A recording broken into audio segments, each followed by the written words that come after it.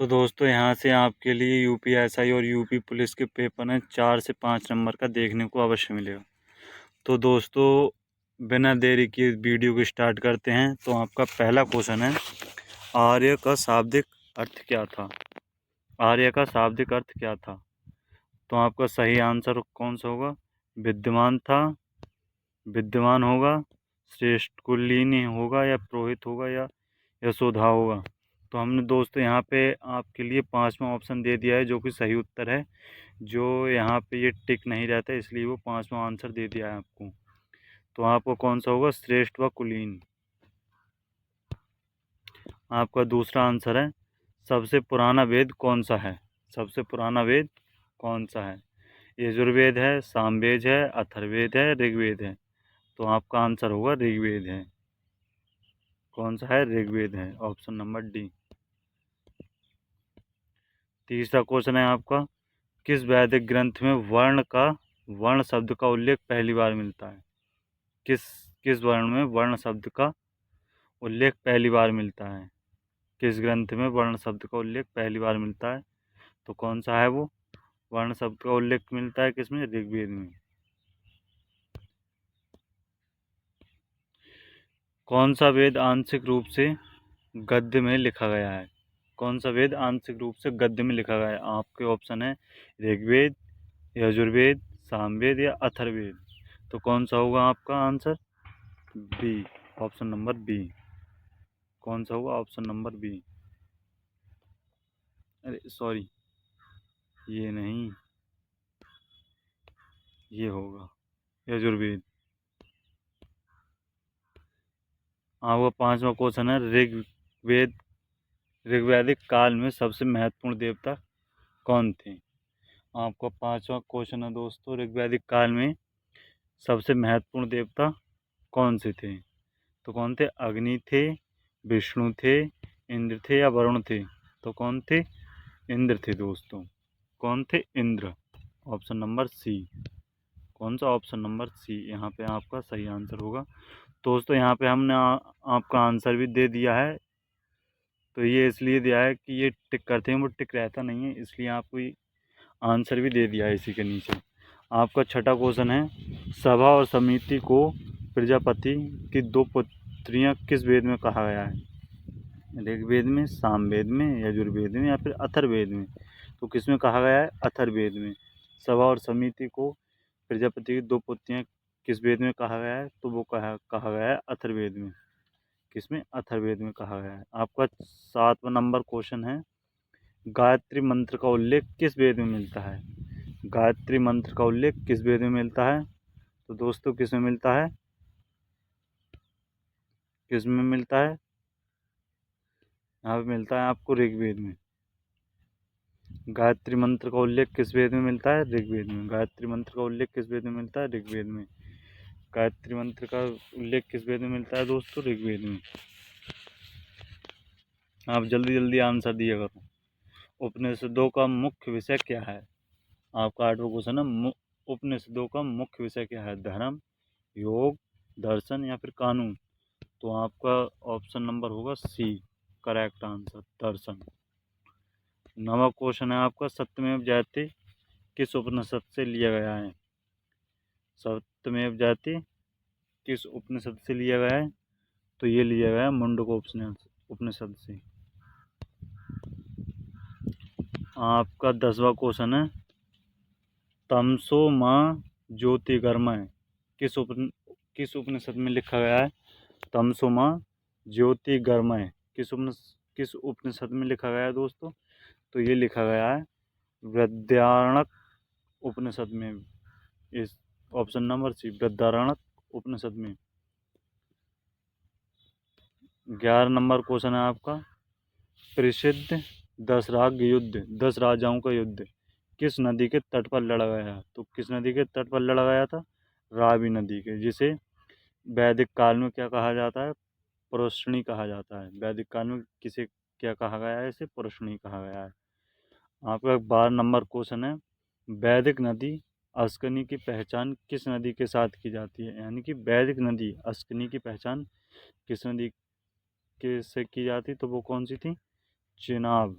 कौन सी थी? अश्विनी नदी को वैदिक काल में क्या कहते हैं? चिनाब। आपका 13वां नंबर क्वेश्चन है, प्राचीनतम भारतीय चिकित्सा शास्त्र आयुर्वेद का उल्लेख किस वेद में मिलता है? तो किस वेद में मिलता है? ऋग्वेद में, सामवेद में, यजुर्वेद में या फिर अथर्ववेद में? तो आपका ऑप्शन है अथर्ववेद में। ऋग्वेद में सबसे अधिक बार किस नदी का उल्लेख मिलता है? आपका 14 नंबर क्वेश्चन है, ऋग्वेद में सबसे अधिक बार किस नदी का उल्लेख मिलता है? तो किसका मिलता है? किसका मिलता है? सरस्वती का। वो सॉरी,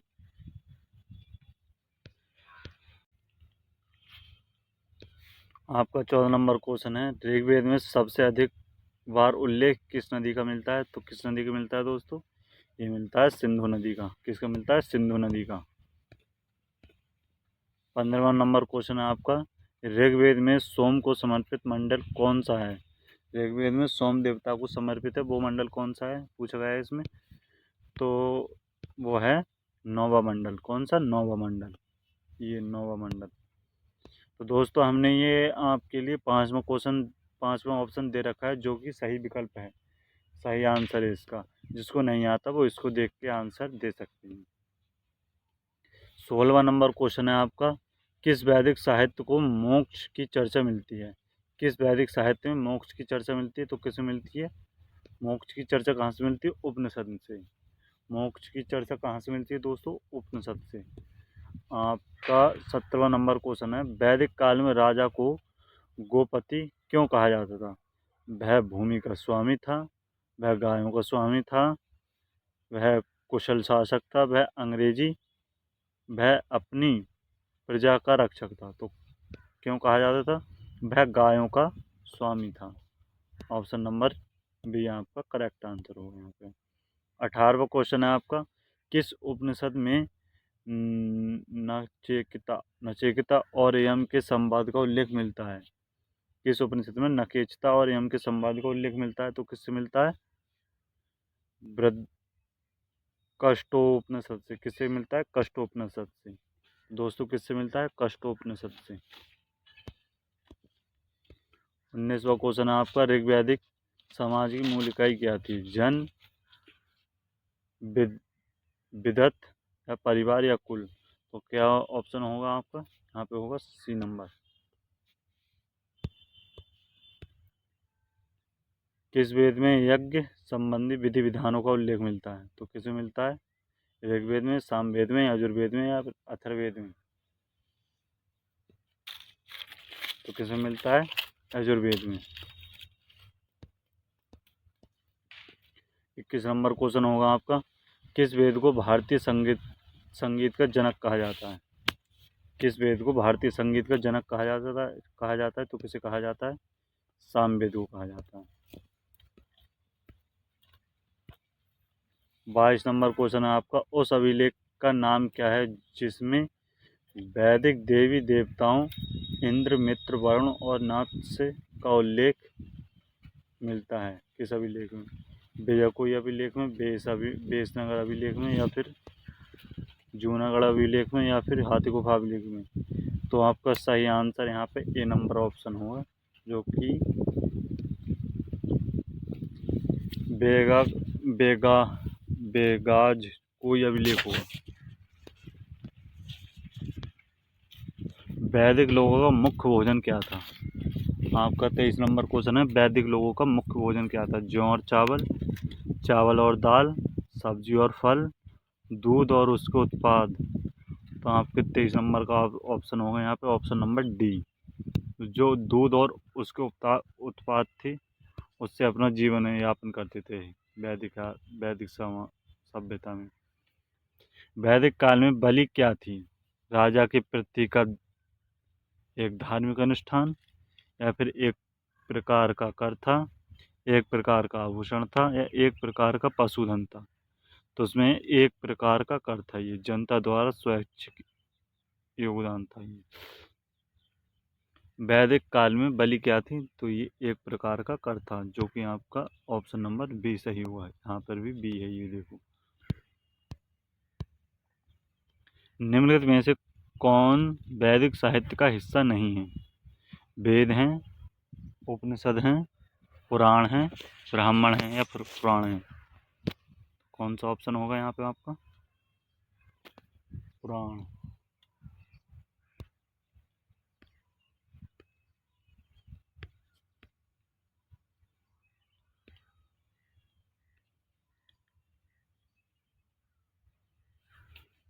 किस वैदिक साहित्य में आत्मा को शरीर से दूसरे शरीर में गमन का विश्वास मिलता है? किस वैदिक साहित्य में आत्मा के एक शरीर से दूसरे शरीर में गमन का विश्वास मिलता है? तो किसे मिलता है? आपके ऑप्शन है ब्राह्मण, आरण्यक या फिर उपनिषद। एक क्वेश्चन और रह गया, तो वो वेद या फिर उपनिषद। किसे मिलता है? उपनिषद में। 27 नंबर क्वेश्चन है आपका, ऋग्वैदिक काल में महिलाओं की स्थिति के संबंध में कौन सा कथन सही है? वे शिक्षाएं प्राप्त कर सकती थीं, उन्हें सभा में विदत में भाग लेने की अनुमति थी, या फिर बाल विवाह प्रचलित नहीं था, उपयुक्त सभी। तो कौन सा होगा? उपयुक्त सभी। यहाँ पे ये सभी क्वेश्चन ठीक हैं, तो यहाँ पे आपका सही आंसर होगा उपयुक्त सभी, एक ही। वैदिक काल में पशुओं को चोरी करने को क्या कहते थे? वैदिक काल में पशु की जो चोरी करता था उसे क्या कहते थे? तो क्या कहते थे? पुरोहित कहते थे, पण कहते थे, सेनानी कहते थे या फिर गोचर कहते थे। तो क्या कहते थे दोस्तों? पण कहते थे। क्या कहते थे? पण, जो कि ऑप्शन नंबर बी आपको सही होगा, जो कि यहाँ पे है। कोई बात नहीं दोस्तों, आप देख देख के उत्तर दे सकते हो, पर रिवीजन करते रहा करो, जो कि यूपीएसआई की परीक्षा होने वाली है कुछ दिनों में। दिसंबर तरफ होगी उसकी परीक्षा, तो यूपी पुलिस के अभी फॉर्म नहीं आए हैं, उसके देखो कब आते हैं, तब तक आप अपना रिवीजन करते रहें। 29 नंबर क्वेश्चन है आपका, वैदिक काल में कौन सा जानवर सबसे महत्वपूर्ण था? घोड़ा, गाय, हाथी, बाघ। तो कौन सा था? गाय। वैदिक काल में गाय को ज़्यादा मान्यता दी गई है। 30 नंबर क्वेश्चन है आपका, किस वेद में जादू, टोना, वशीकरण और रोगों से संबंधित मंत्रों का संकलन मिलता है? तो किसमें मिलता है? ऋग्वेद में, सामवेद में, यजुर्वेद में या फिर अथर्ववेद में? तो किसमें मिलता है दोस्तों? यहाँ पे मिलता है अथर्ववेद में, जो कि यहाँ जादू, टोना और वशीकरण आदि के। तो दोस्तों ये थे हमारे 30 आज के महत्वपूर्ण क्वेश्चन, जो कि यहाँ से अब परीक्षा में आपको 2 या 3 जरूर देखने को मिलेंगे। तो दोस्तों वीडियो कैसी लगी आपको कमेंट में बताना, अच्छी लगी हो तो लाइक करना, अगर चैनल पर नए हो तो चैनल को सब्सक्राइब करना। और हम टॉपिक वाइज रिवाइज करा रहे हैं, तो दोस्तों इस वीडियो को शेयर करना। तब तक के लिए मिलते हैं दूसरी वीडियो में। जय हिंद।